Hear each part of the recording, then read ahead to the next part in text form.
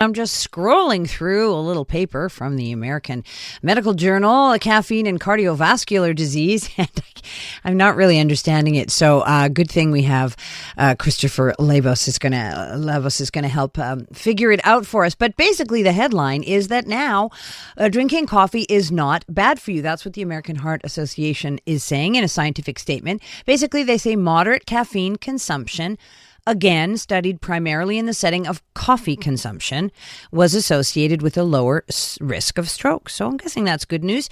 Dr. Chris Labos joins us on the line. Hello. Hello.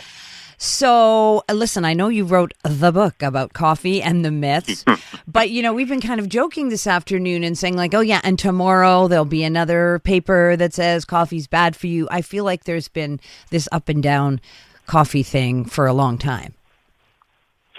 So yes and no. I think, especially when you look back over the past few years, I think the evidence has been, fairly consistently coalescing towards the consensus that drinking moderate amounts of coffee is not going to be dangerous for you, provided what you're drinking is actually coffee, not the flavored beverages they're serving at a lot of the coffee chains now, because a lot of the stuff they're serving at the Starbucks and the second cups and even Tim Hortons, frankly, are very high-calorie beverages that barely resemble coffee at all because there's whipped cream, there's sugar, there's flavorings in them. So if you set that aside and you're talking about pure coffee, I think most people in the medical field now would tell you that it's probably not dangerous. I think what's happened is that people have, they've internalized concerns about high caffeine consumption and about how caffeine is a stimulant, and, superimpose that on coffee and saying, oh, coffee's not good for you, and you get these things about you shouldn't be drinking coffee while you're pregnant and all sorts of stuff. And while there is an argument to be made that excessive amounts of caffeine are obviously potentially troublesome, and this is why we've had this whole debate here in Quebec about energy drink consumptions amongst young people, right? Right. So we have to make a distinction between the potential effects of caffeine, especially when consumed at high dosages, and the consumption of coffee, which, based on how most of us drink coffee as, something that you'll have 1, 2, maybe even 3 cups over the course of the entire day, the amount of caffeine that you're consuming is relatively low and therefore unlikely to have an effect. And so this current position statement by the American Heart Association, what was just published, was basically summarizing the evidence and basically saying, while there isn't a lot of randomized control data on this, most of the observational data that we have suggests that there's not a big effect to how most people consume coffee on a regular daily basis. But the headline says that it's actually associated with a lower risk of stroke. So I want to ask you about that. So is it possible that it could have some kind of a protective effect? And also, well, I'll ask you this next question separately. So that's the first question, lower risk of stroke. So it's possible. And here's where we get into the difference between randomized studies and observational data. Right. So we're going to talk about my favorite subject in the whole world, which is epidemiology and medical study design. Yay. So a randomized control trial is probably the easiest one to understand. You take a bunch of people, you flip a coin, and, you assign them to either Group A or Group B. You give Group A coffee. You give Group B a placebo drink that tastes like coffee but isn't coffee, so, something that's seems like decaf. And then you look to see who develops strokes over time. And as long as you do the randomization properly, the groups of people should be identical in every other way because their assignment to Group A or Group B was random. It was a coin toss. Right. A randomized control trial is the ideal. For obvious reasons, doing a practical trial with coffee would be very, very difficult. First of all, you'd need to recruit a very large number of people.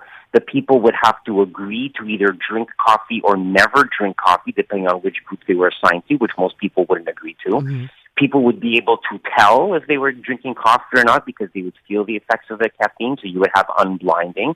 You wouldn't be able to enforce the rules, so people who were assigned to the placebo group could just very easily go to a coffee shop and get coffee. So it would be a very, very hard study to do. So there aren't many randomized controlled trials about coffee. There is a few looking at the effects of coffee and arrhythmias, which we'll try to get to if we have time, so I'll stop giving long-winded answers. I can tell how much that excited you, though, the design. So there aren't many randomized controlled trials, so we have to base ourselves on observational studies where you're just asking people how much coffee they drink, and this is where you get into trouble. Right. Are people reporting their coffee consumption accurately? And even more worrisome, are the people who are at higher risk for heart disease and stroke, are they cutting back on their coffee consumption because they think it's dangerous?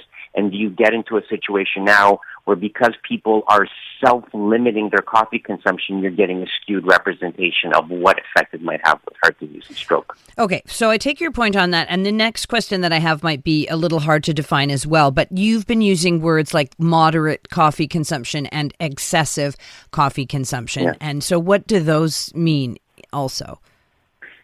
So there's no firm definition, but most people would say, once you're getting above 3 to 4 cups of coffee a day, that's starting to become a lot. That is more than the recommended 200 or 300 milligrams, depending on which professional society you listen to.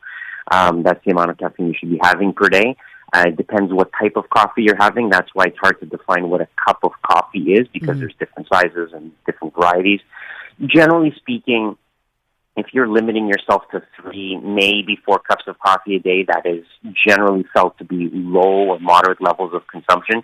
Once you're getting above that, and once you're getting closer to 10 cups of coffee, which some people do drink on a daily basis, that's starting to become a lot, and that's where there's a concern that maybe you're starting to get an excessive dose of caffeine, because there have been cases of caffeine overdose, usually in the context of medical experimentation where there were errors and people got excessive doses of caffeine, or and this is, you can't really do this anymore, but there was a time when young people could go online and get caffeine powder concentrate, which was supposed to be a muscle bulking thing. And there were, I think, 2 cases of teenagers who died because they inadvertently took an excessive dose, because 1 teaspoon of this stuff was the equivalent of like 20 cups of coffee. So it is possible to overdose of It's possible to overdose on caffeine, but it would be very hard to overdose on caffeine if your only source of caffeine was a normal cup of coffee. A cup of coffee. Okay. That's the distinction. Okay, so let's, we have a little bit of time to make that link then about arrhythmia. What is the link? And is that troublesome? Yeah, so the only area in which there has been good randomized controlled trials with caffeine is in the setting of arrhythmia, because it'd be very hard to do a randomized control study that lasted 20 years to see if somebody develops a stroke in their 60s, 70s, or 80s. But you can hook somebody up to a cardiac monitor, because if coffee was going to cause arrhythmias, it would be virtually instantaneous. Right. And when they've done this, and they've hooked people up to cardiac monitors, it turns out that you have a bit of a mixed picture. So coffee does not seem to cause atrial fibrillation, which is a very common arrhythmia that increases your risk of stroke. So that's a very reassuring finding. But people did have more skipped beats. So if you're somebody who drinks coffee and gets jittery, it might be that the coffee is causing some skipped beats and making you feel unwell, and so that is a real thing. But it is unlikely to cause a significant, clinically dangerous arrhythmia. And this is where you get to the self-limiting thing, where people know what their limit is, right? Yeah. So somebody's like, well, you know what, I get jittery if I have 3 cups of coffee. Fair enough, drink 2. Yeah. If you get jittery with 2, drink 1. Yeah. And if you get jittery with 1, drink 0. It is okay to not drink coffee if it bothers you. Everybody's going to have a different threshold of sensitivity. So can coffee cause arrhythmias?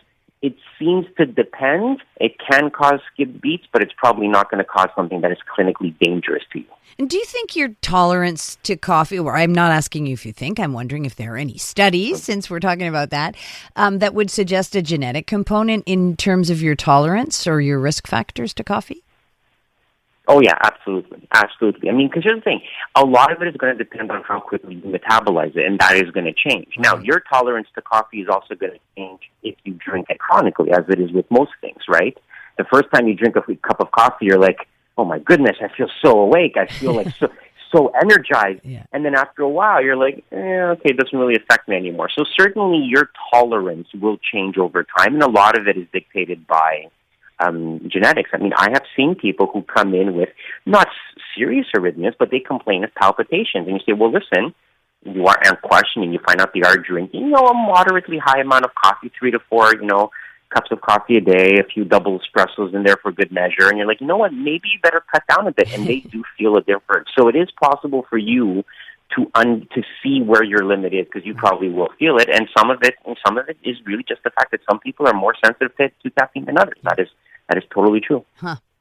All right. Well, listen, someone should write a book about this, Dr. Labos, don't you think? Yeah, I think they should, and they should call it "Does Coffee Cause Cancer?" which it doesn't. Okay.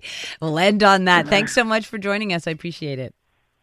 My pleasure. Take care. Bye. That's Dr. Chris Labos. He's a cardiologist, and he has a degree in epidemiology, and you can hear him very often on CJAD. And he's also on Sundays, on weekends with Joanne Fracas at just after 7 o'clock in the morning. And yes, he did write a book called Does Coffee Cause Cancer? And the answer is no. Hello, Canada. This is Bryan Adams Radio. Hosted by Bryan Adams himself. We'll play a few of mine, a ton of my favorites, and some must-hear behind-the-scenes stories from the world of rock and roll. I'm coming to get you! One thing about doing rock and roll so long is you end up meeting a lot of the people that you admire. Sometimes you even get to work with them. It's only love, and that's all. Bryan Adams Radio. I'm coming back to you. Now available on the free iHeartRadio app. Hey everybody, how are you tonight? Sounds great.